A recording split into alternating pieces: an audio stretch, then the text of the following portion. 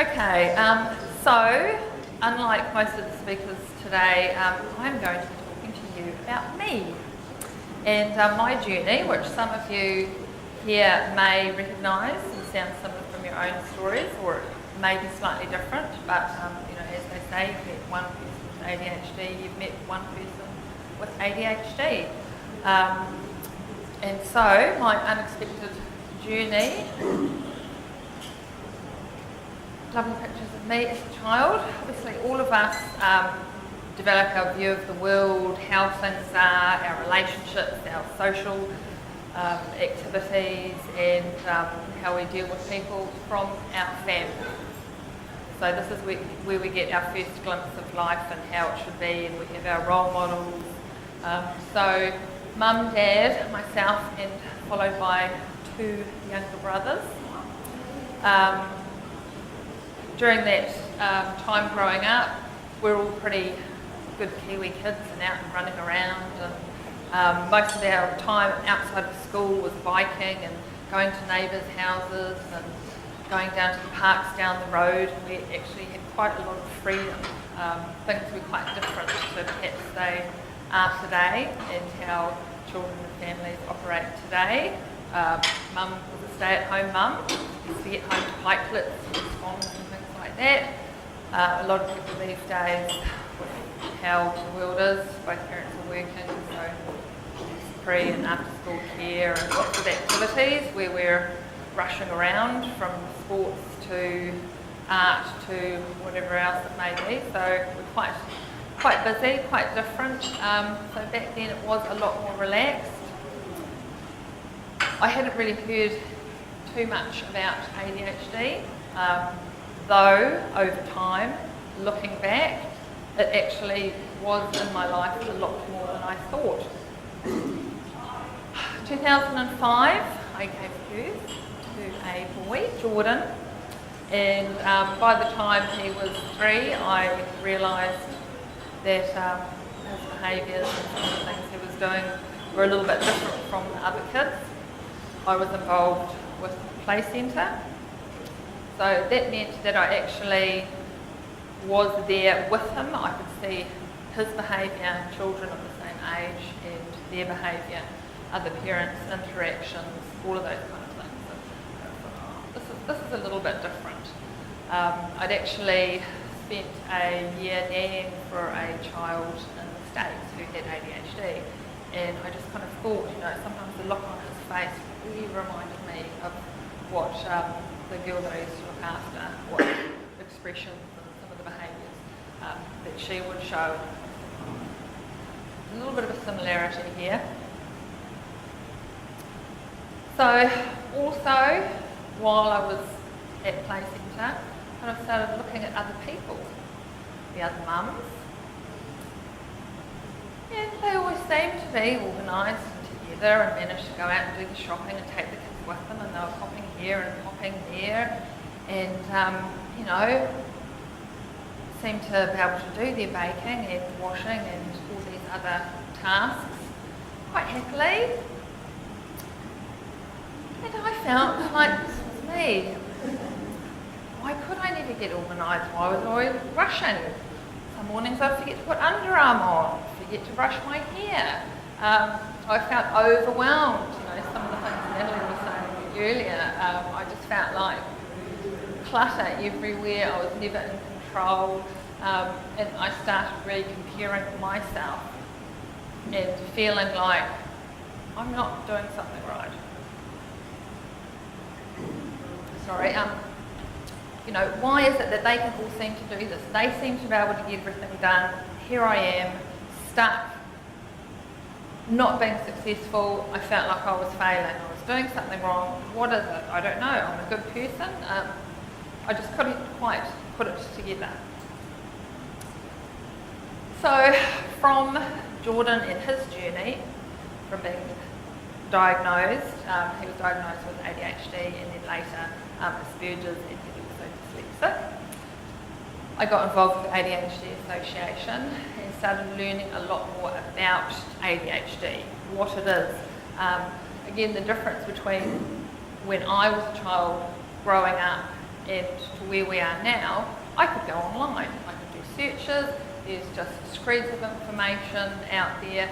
I could do reading on it, understand certain things. So what I started discovering as well is that ADHD in children and then to adults is quite different. It shows quite differently. And again, ADHD in women is really different. So from reading more, learning more, I started to kind of think, okay, well, what are these issues that I'm struggling with? For me, organisation, staying on task, looking back at where I was when I was going through schooling. Luckily for me, I didn't have a learning issue. I was always quite bright, just managed to get through, just did enough what I needed to. Right back, my mother had some very interesting stories about what I was like as a child. Apparently I was rather difficult, very independent, strong-willed, and most of the time she had no idea what to do with me. The placement thing coming through again. So as a young mum, she was 20 when she had me, she thought, okay, she's living in Hamilton, we'll go to play centre. Luckily for me and for her, there was a few older mothers there, and there were a couple of actually had psychology degrees and things, and just took me away. So yeah, from very early on, I was climbing out the window when I was told off, laughing in her face as she was trying to smack me with a wooden spoon. Ha ha ha, that doesn't hurt, see if you can catch me.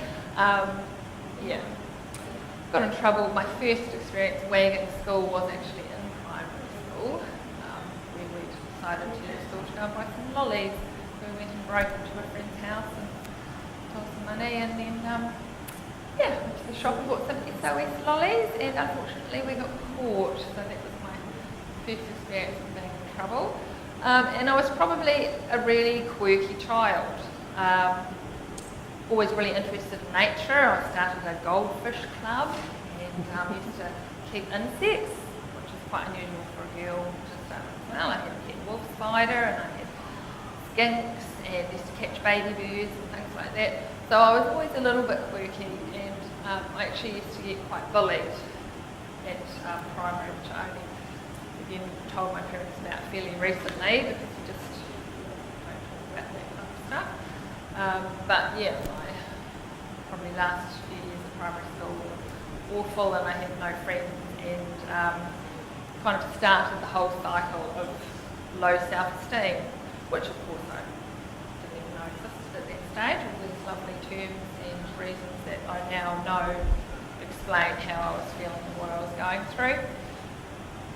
Consistency again was the fact that I was completely inconsistent and never reached my full potential. Could do better if tried, could do better if applied herself, could do better if wasn't talking so much, all of those kind of things. So that is a very girl presentation of ADHD too. You know, we might not be quite so hypo as the boys jumping around and things, but I can certainly talk. And yeah. So I used to be in all the top classes, even in maths, and then hit into intermediate school. I don't know what happened. I had a complete brain meltdown, shutdown, I don't know. I just became less interested in all of those things. And at college, I discovered all the fun, naughty people. Looking back, knowing what I know now, I can see why, especially with that whole ADHD connection, because they never judged me. I never felt like I wasn't meeting their expectations, and we're always doing fun things. So it was lots of thrill-seeking behaviour, going out doing silly stuff, so lots of immediate gratification. Started smoking, 13. Apparently that's quite an ADHD thing too. Smoking cigarettes, the nicotine as well as just the habitual thing. And experimented a bit with drink and drugs. Self-medicating, as I know now what it is. At the time, I was trying to be more normal and feel more normal and be a bit more in control. So I did actually make it to university because my lovely family, who I was talking about before,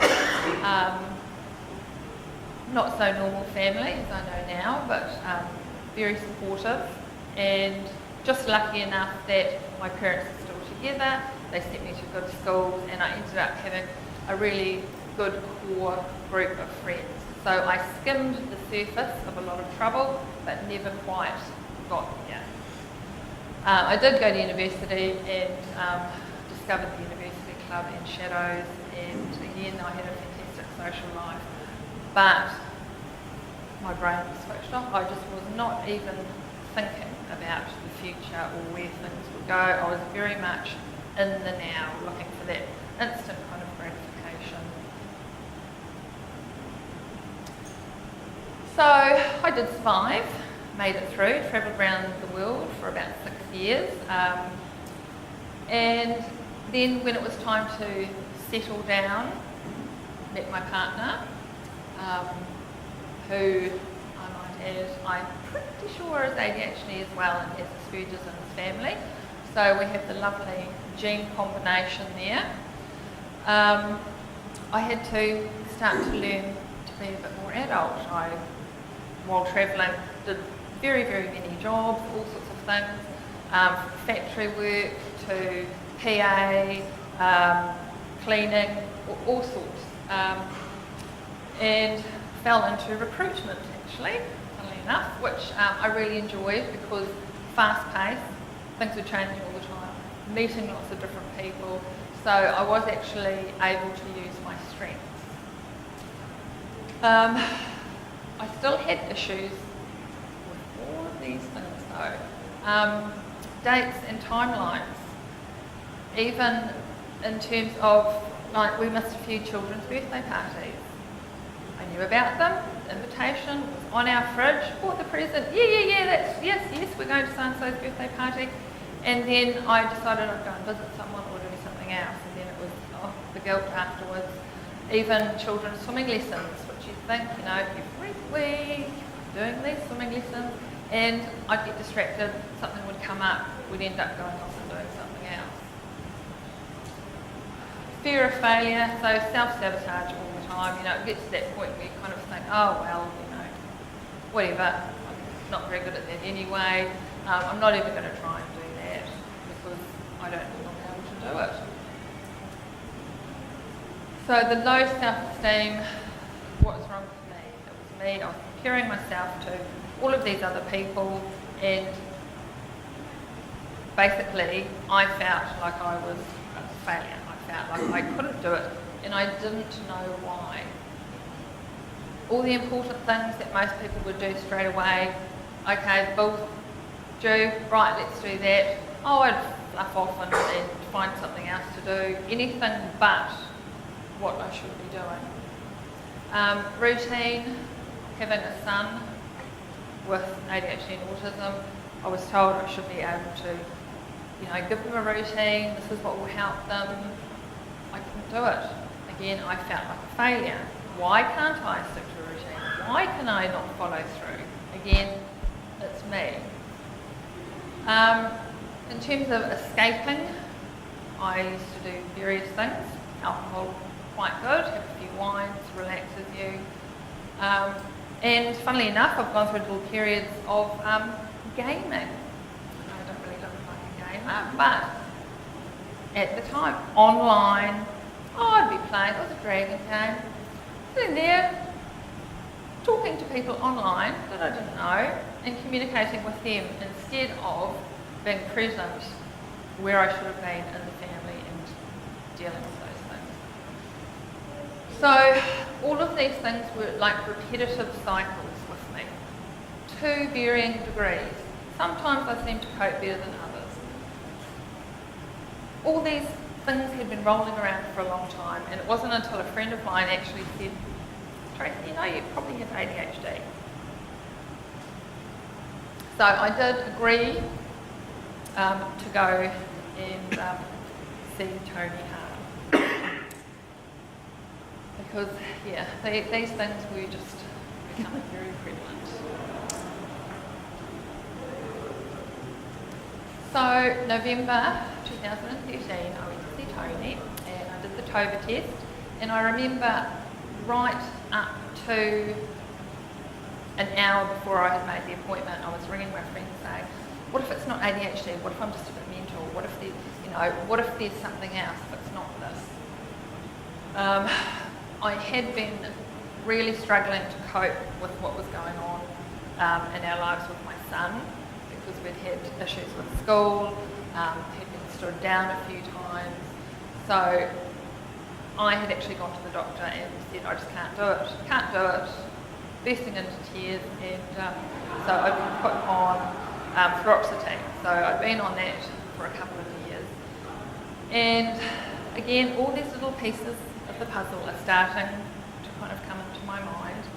And I realised, well, it's not actually making me feel any better, it's numbing. So that was one thing it was doing. It was numbing all of the pain and making things easier to deal with in that respect. But it was also making me not feel like me. And I actually, in some ways, was worse on it because my credit card got up to about $6,000 because I used to go shopping and do things and I just didn't care because I was so flat and unemotional.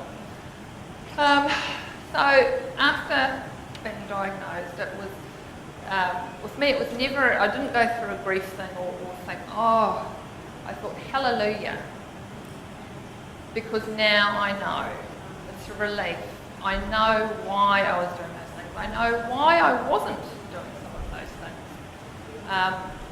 It just explained so much, and that meant that I could actually take, I didn't realise how much guilt had been weighing me down and how I was feeling about myself until I got the diagnosis, and I thought, oh my God, I'm going to let it go. So I could. I went on to medication, so basically he put me straight on Ritalin, and within 2 weeks I was off the antidepressants. And I have to say that since that time, it has been a process, but I also have cut down, I sort of enjoy having the odd salve or two and social lubrication every now and again, but I don't find that I need those things to back me up now. I feel much better in terms of how I can cope. So that's an example. That was my son before school one day, letting out a little bit of excess energy. Not very PC, but we did train him in health and safety, and he's wearing gumboots with that. So basically for me, having a diagnosis, really nothing in my life had changed. I was still dealing with the same pressures, the same issues. My son was still having problems. My daughter is actually ADHD as well, and I'm pretty sure my husband is too. I had the same responsibilities, and I was the same person, but it just flicked something in my mind in terms of how I thought about myself. So those years that I had actually let it affect my self-esteem and how I felt about myself, I had to build that back up. But I mean, even if you'd said to me 5 years ago that I would be sending up to a room of people I don't know about this, I just would not have believed it. So the mindset word has come up a few times, and it is actually about reframing how you feel about yourself. And now, I mean, I get peeved off about the disorder ADHD because it's not a disorder, it's a difference. We have a different brain, a different way of thinking. And even through all the crap that I've been through and the ups and downs, I would not change it. I would not take away my ADHD because it has given me my creativity. I should be a lot more depressed than I am, but hallelujah, my ADHD doesn't let me get that down because I get to a point and I do have moments and get shirty and so on, but then I get back up again and move on. This is just how it is, and I am in an ADHD friendly household, and we have competitions, and my son is the winner because he is ADHD, ASD and dyslexic, so he takes great pride in that, and we talk about it a lot in the home and make it into a positive. I talk about all the positive role models that are out there, some of them that Sarah was talking about, Justin Timberlake, Adam Levine. I mean, there's truckloads of people out there, and you can do searches on it. And so we do that. And anyone who I see, that's famous and has ADHD or similar, I make sure I point it out. So nobody's perfect. And those parents that I was comparing myself to when I was at the play centre, a couple of them I'm actually still friends with. And I was like, gosh, I wish I just wish that I was so organised as you and so on. And and I said, well, I wish that I could let go of it more, and I wish I could be more like you. And she said, when you were dealing with Jordan at play centre, we just step back, and she said, you always seemed so calm and handled things so well, and so we all admired you and how you were coping with what you were. So I think that is something else too, that we assume that other people are thinking these things about us.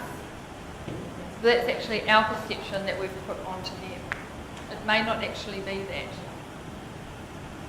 that. So what do we do to help ourselves? Technology, so using phones and things. I love what Liz was saying about all of those little tips for the tiles and when you're losing your phone, etc. Writing things down, making plans, allowing for change as well. You've got to find something that works for you because we are all different, and accepting that. Be open. Oh, I mucked up. Damn ADHD again. Ask for help. That's one that I always struggle with. I really found it hard to ask people for help. Letting things go. You don't have to sing it, apart from in your head. Don't compare yourself and work to your strengths, because you've got a lot of them. It's just finding them and finding a way that works for you, and learn how to say no. That's another thing too, taking on more than you can cope with. Edward Halliwell, I love him because he's so positive about ADHD. So having ADHD makes life paradoxical. You can super focus sometimes, but also space out when you least mean to. You can radiate confidence and also feel as insecure as a cat in a kennel. Okay? You can perform at the highest level, feeling incompetent as you do so. You can be loved by many, but feel as if no one really likes you. You can absolutely, totally intend to do something, then forget to do it. You can have the greatest ideas in the world, but feel as if you can't accomplish a thing. And that is it. We're capable of so much, but we probably don't give ourselves credit for. So, be yourself. Only change the things that you feel you need to make it work. And the people that love you and are around you and your friends will totally accept that. So don't be afraid to be yourself. There we go. And that actually just after the let's talk. I have got everything you might need for everything. I used to paint, sew, do beading, mosaics. I've all still got it in my garage, just in case. So obviously I need to, and I watch waters every now and again to make myself feel better, and I always make sure I show my this is what hoarding looks like, not this. Okay, thank you very much.